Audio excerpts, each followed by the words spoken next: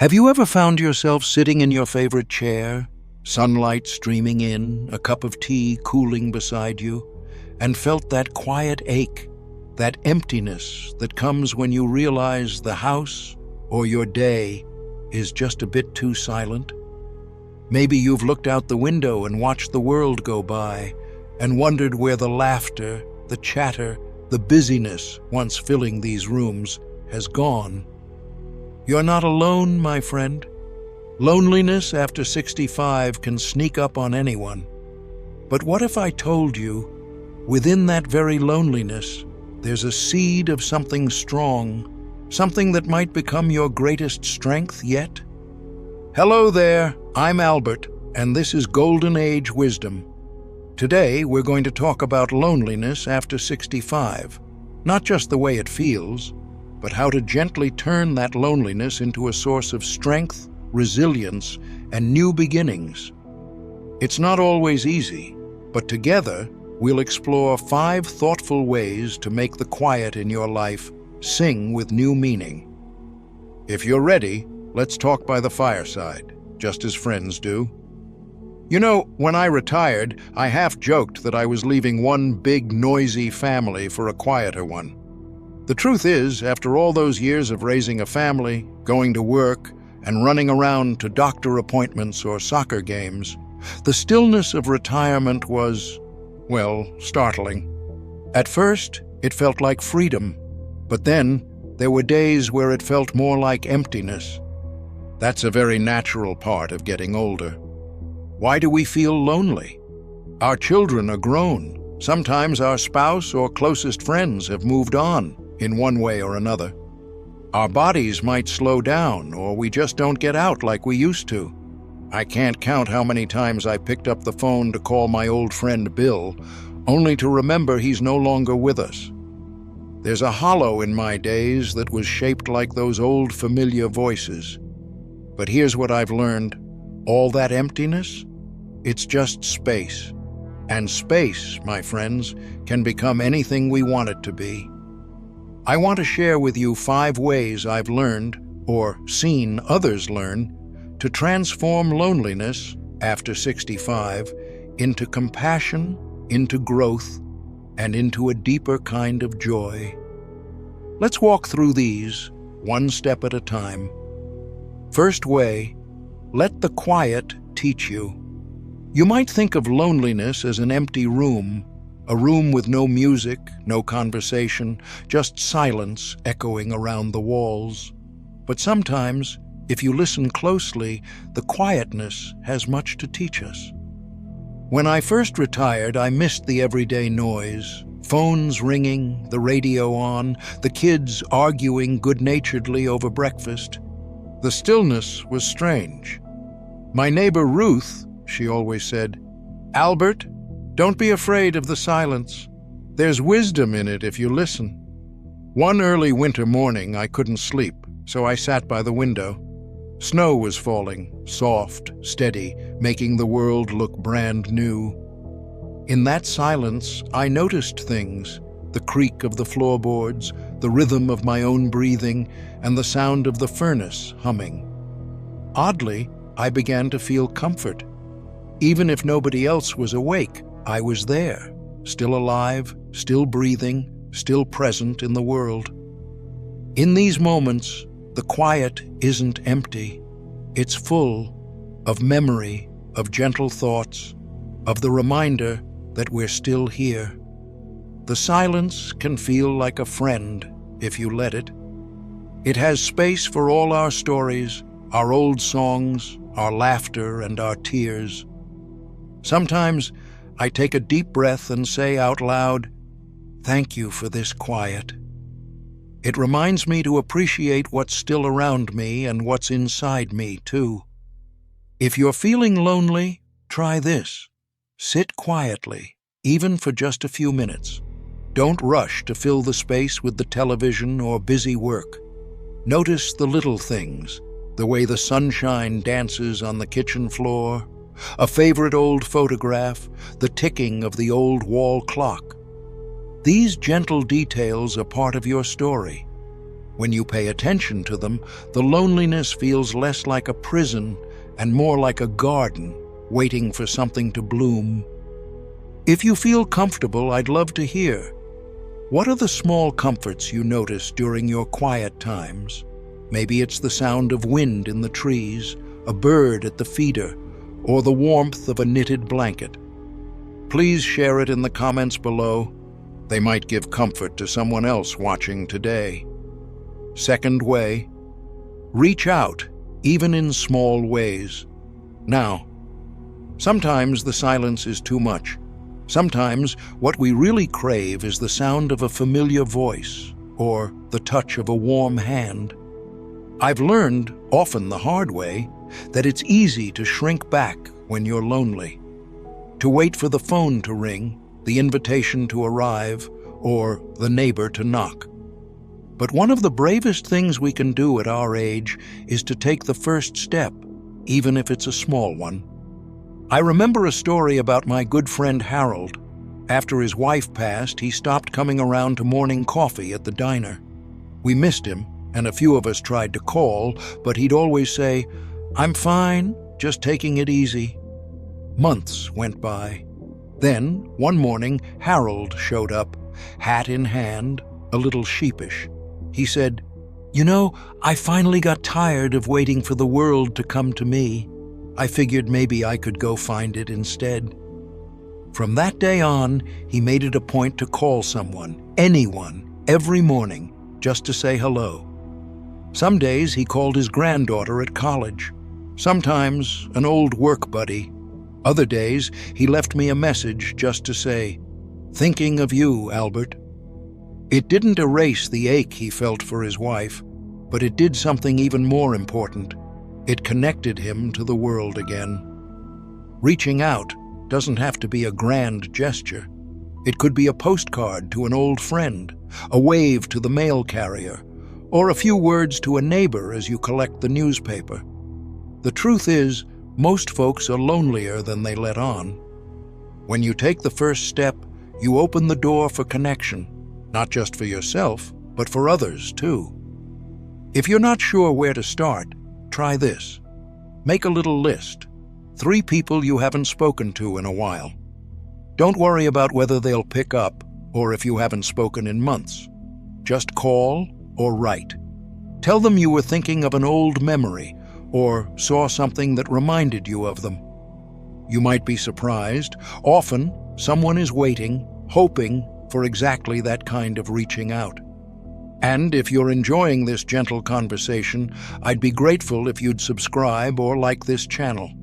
It helps others, just like us, find these thoughtful moments together.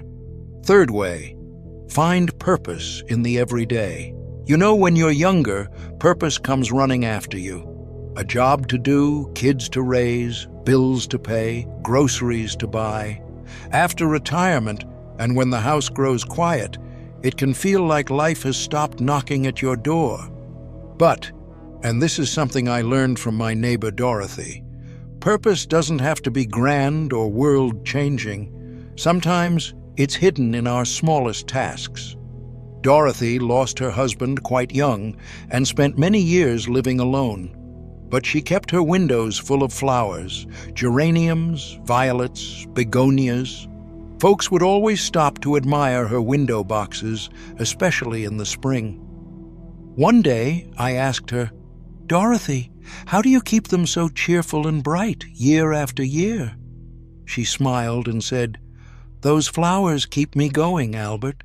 Their needs are small, a bit of sun, a bit of water, and someone to care for them. I think we all need that." For Dorothy, tending the flowers wasn't just busy work, it was her purpose.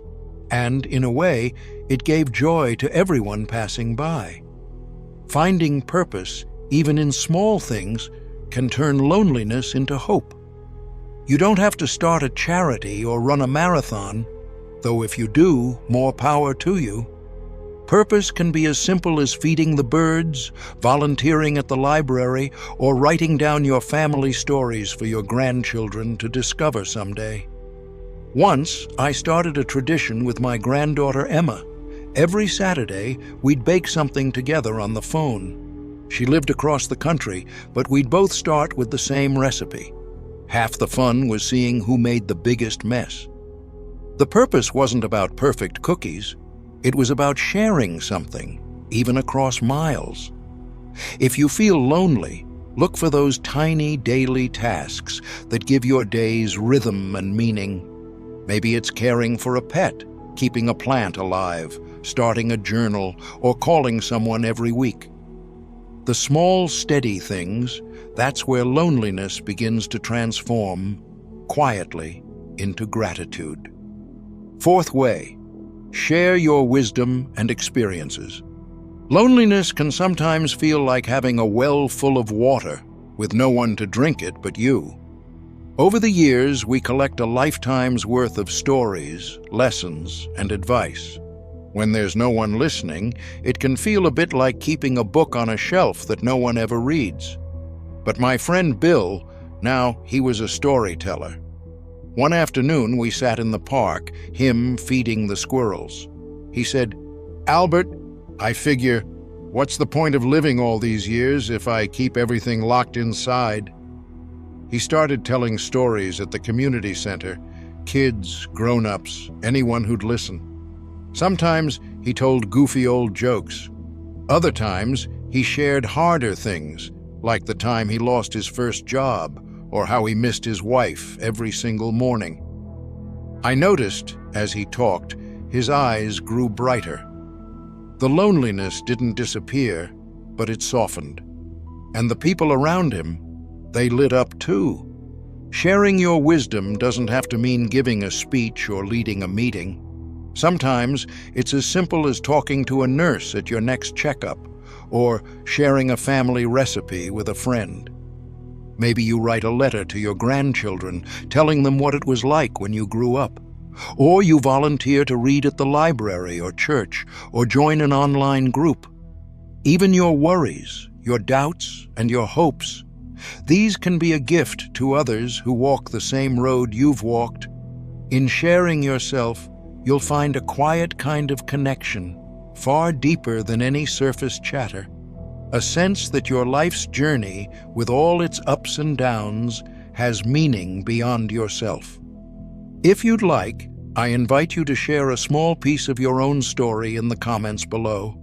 Maybe a bit of hard-earned advice, a funny memory from your youth, or something your parents taught you. Chances are, someone out there needs to hear it, and you'll brighten their day, maybe more than you know. Fifth way, be gentle with yourself. Of all the lessons I've learned, this might be the most important. Loneliness, no matter how brave or strong we are, can sometimes make us feel like we've failed or done something wrong. I've heard friends say, "Albert, I shouldn't feel this sad. I should be stronger.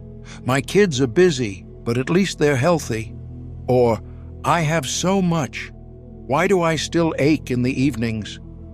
If that sounds familiar, please let yourself off the hook. Aging brings changes, some of them joyful, some of them hard to carry. It's not weak to feel lonely.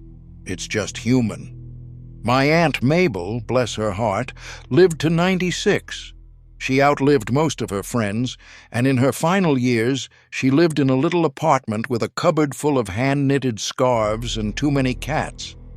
When I asked her if she was ever lonely, she waggled her finger at me, wise as ever. "Of course I am," she said, "but I don't try to fix it by pretending I'm not. I have a cry when I need to. I remind myself I'm loved. Then I get up and I do something nice for myself. Maybe a chocolate, maybe a good book, maybe something for someone else." Being kind to yourself isn't selfish, especially when you're feeling lonely. Maybe it's giving yourself permission to nap in the afternoon, watch a favorite old movie, or take a walk around the block at your own pace. Sometimes it's simply looking in the mirror in the morning and saying, "I'm still here, I'm enough." Loneliness, in its own way, is just another feeling, like joy or sadness or peace. It will pass in time. Until then, Treat yourself like you'd treat a dear friend, gently, with patience, and with a little extra kindness. Turning loneliness into strength. If you've listened with me to this point, thank you. We've talked about letting silence teach us, reaching out, even in small, wobbly steps, finding purpose in everyday things, sharing our life's wisdom, and being gentle with ourselves. Each of these steps is like turning a stone over in your garden. Beneath every ache of loneliness, you might find a hope or a joy that was hiding, just waiting for the sun. You see, the strength that comes from loneliness isn't a hard, cold toughness. It's a quiet understanding that you're still necessary in the world. You still have things to offer, stories to tell, hands to hold. Even on the slow, quiet days, you're a beacon for someone else. Perhaps a neighbor watching from across the street, or a grandchild learning how to grow old with dignity and courage. I like to think of us, at this age, as the oldest trees in the grove, our roots winding deep into the earth. Even when some branches fall and leaves drift away, our presence keeps the whole forest steady. And your presence, my friend, matters more than you know. If you take anything from our talk today, let it be this. Loneliness is real, but it's not the end of your story. It's just a chapter, and like every chapter of a long, beautiful life, it can be turned slowly, gently, to something richer. A few gentle reminders as we come to a close. Please remember, you don't have to walk this path alone. If you'd like, share a memory, a daily ritual, or something that brings you comfort in the comments. I find I learn as much from these conversations as I hope you do from me. If you'd like to be part of our little circle of kind hearts and new wisdom, feel free to subscribe or like this video. Every gentle click helps this community grow and maybe brings another soul out of isolation and into our story. And if there's someone in your life, maybe a friend you haven't talked to in a while or someone who could use these words, pass this video along with a kind message. It might be the nudge they need to see loneliness in a new light. As we finish our fireside chat, I want to thank you for spending your time here, in this small but sincere corner of the world. Let's keep tending the garden of our days, watering the seeds of purpose, of connection, and of gentleness, until loneliness, too, becomes part of something beautiful. Be well, my friend. I'll see you again, right here at Golden Age Wisdom. And until next time, may your quiet moments bring you peace, and may you always know you matter. Take good care now.